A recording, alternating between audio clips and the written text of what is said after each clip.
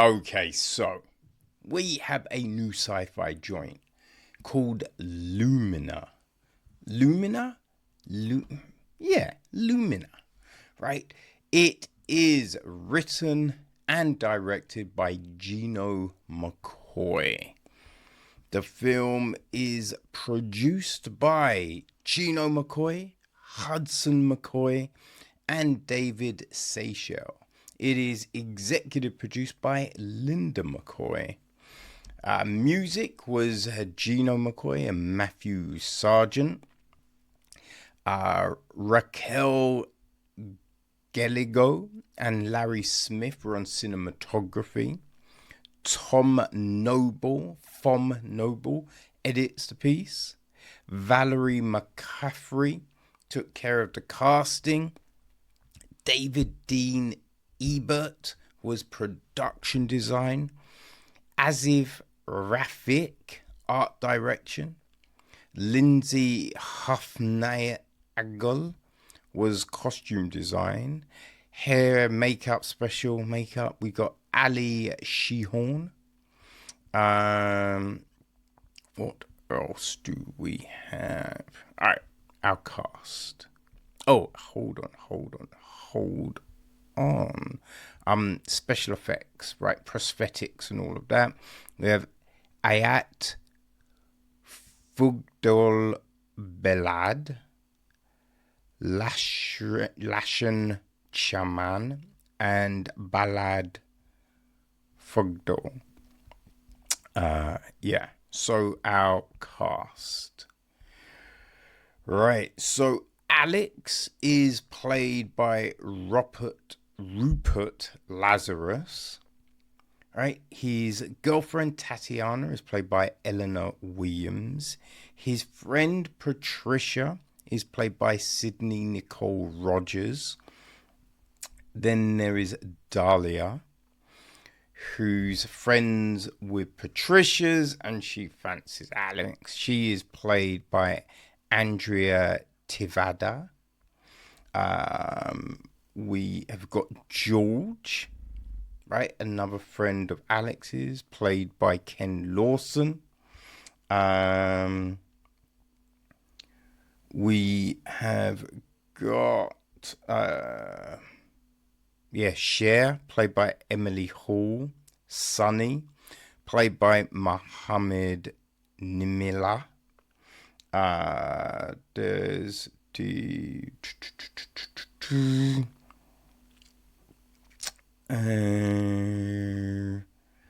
who else do we have? Gosh,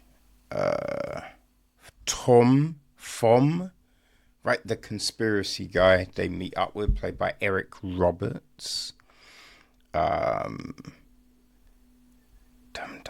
The detective is played by Hami Bilal. Martin, played by Colin Goodwin. Yeah, that's probably our main. Teresa, played by Raquel Milline. That's our main lot of people, I would say. The gist of the film is this. Right, we follow Alex, whose relationship with his dream girl Tatiana ends in a flash of blinding light. Completely traumatized by the situation, Alex desperately sets off with his friends and conspiracy theorists to discover what really happened to his girlfriend. While traveling through the desert, Alex and his friends are faced with the unexpected, pushing the group to fight for their lives. This film is kind of bonkers, right? Amy Penner sent it through, so I was gonna give it a look. Yeah, it's kind of crazy, The thing about this film that really got me is the design, right? It's a production design. Because at the beginning we open up with this scene like on this kind of desert planet, guy in this kind of red spacesuit type of getup, black helmet, you know what I mean? We see these spaceships in the sky.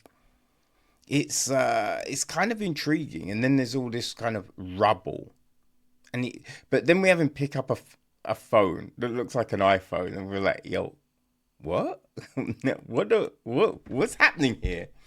So then we go 6 months earlier, right? And we're with Patricia, listening to music, and then it all gets into the story itself, right? So, I mean, we're now in the present kind of thing, and you're just like, wait, how does that future start? How does all of that craziness tie into this? You know? So that's a big thing about this. Like, I was super intrigued. And then we got, like, there's this whole sequence towards the beginning where this window kind of blows up and we have this other crazy effects. And you're just like, whoa, how did they get that glass effect? Right? We see these funky effects and you're just like, yo, okay. You know, later on in the film, like we have people kind of materializing, right? Getting like zonked away, that kind of thing, which is just like, okay. You know, it's like when you think about the transporters on Star Trek, it's a similar kind of thing, but you know they ain't got that Star Trek money. So it's just like, yo, how they do that? Right? Then towards the end of the film, we see aliens. And yeah, it like these big kind of sets, these huge sets with these tanks in and just all this other stuff. It's pretty cool. Like the design of it, not bad. Not bad at all. I will say the aliens are a little on the alien side of things. You know what I mean? But still, it's yeah. It was intriguing. All of that was intriguing. So I mean, that's the thing that grabbed me, you know, the most about this film. You know, like story-wise is, again, this is bonkers. This is kind of all over the place, right? Because there's no actual evidence that Tatiana is anywhere, right? We don't know if she's alive. We don't know what the fuck, right? But there's also no clues on where she is. So we have them like, we're gonna go find her, and you're just like, but you have no inkling of where she could be. Like, what's going on here? How are we doing this shit? You know what I mean? So we have that. Like, Alex is a little shouty. You know what I mean? Like, yeah, the emotional side of things is like, I think we could do with a little bit more nuance on that front.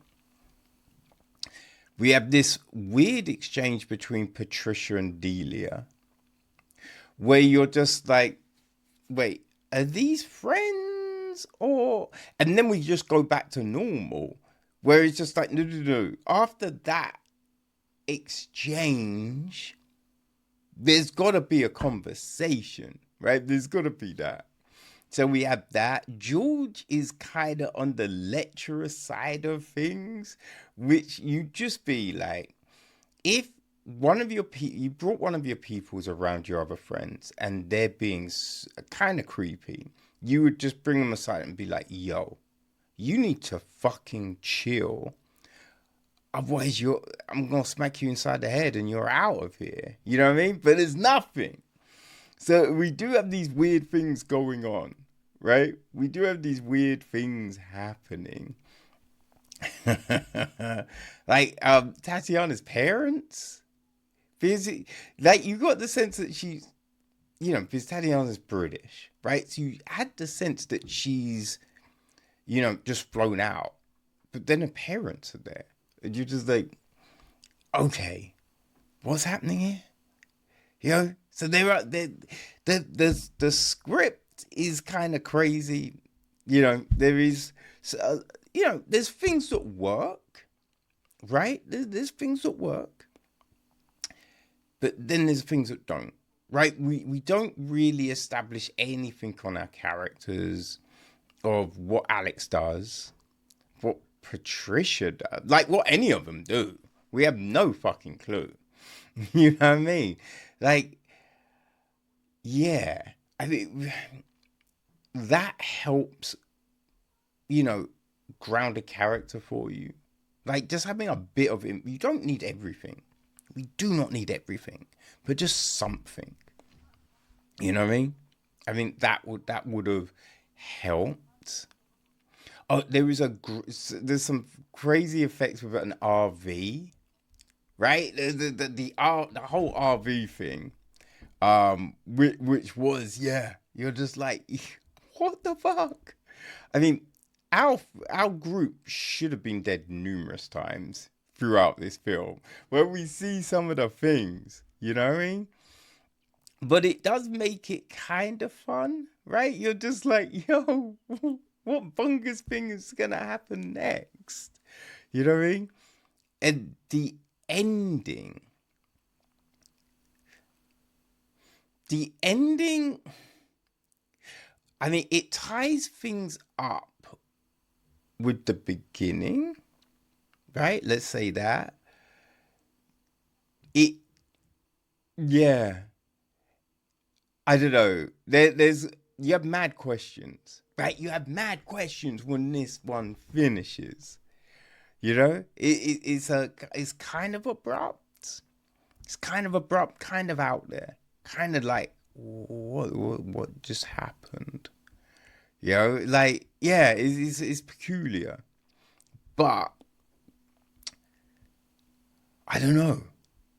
I don't know. Like, there's a load of different sci-fi out there, so it's always intriguing getting that new look, right? And as I said, on the production side of things, they did try a whole heap of like crazy. They tried, right? They really went at it. Now, as I said, there's certain things that were a little generic to, the genre.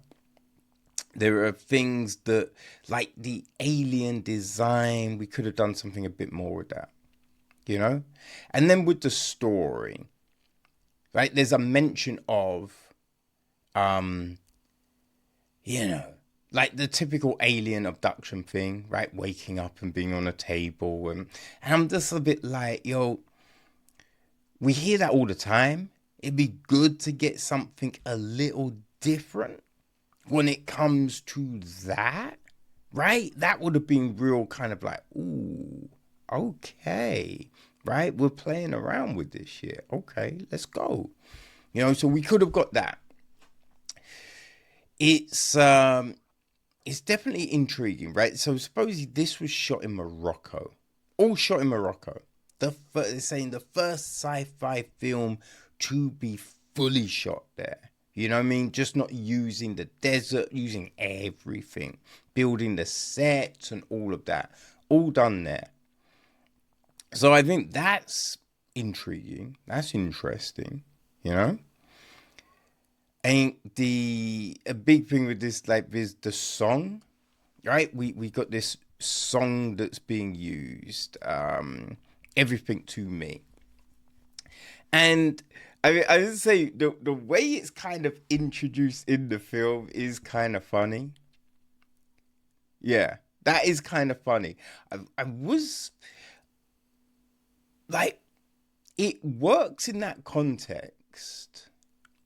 It does, the song kind of does work in that context, the way we are brought into it. I feel though that could have done with like I don't know. I think this on the sound front, we needed something a little bit more. You know what I mean? It's interesting. I don't think the film is necessarily going to be on your repeat list, but as a first film, as a feature directorial debut, for the ambition, it does intrigue me what Gino does next. You know what I mean? Definitely intrigues me of what Gino does next. Right? I think you can learn a lot from this. Be like, okay, we could definitely make our relationships tighter. We can, you know what I mean? Fix the holes in the story. Right? But there's definitely ambition, which I don't think you can't buy ambition, you know? So I think that's something. I think that's something that could hold Gino well. Right? It'll just be interesting to see how he tempers it all and moves on to the next. Right? So yeah, Lumina, it was originally released limited in July, but it's back. It's coming back on the 20th. Right, so links will be on the website, how you can watch it, where you can find it, all of that jazz. But if you like your kind of pulpy, out there sci-fi, you know what I mean? If that's your thing, right? You're not looking for a Babylon 5 or a, June or something like that. You want something just bonkers, then this could definitely be for you. It is down as a comedy. It's not a comedy, right? I would not class this as a comedy. You have got the George character. My mind went blank. You have the George character who is slinging like dad jokes all over the place, right? They're not funny, but he's slinging them. You know what I mean, right? But yeah, if you want that out there craziness, then Lumina could very well be for you.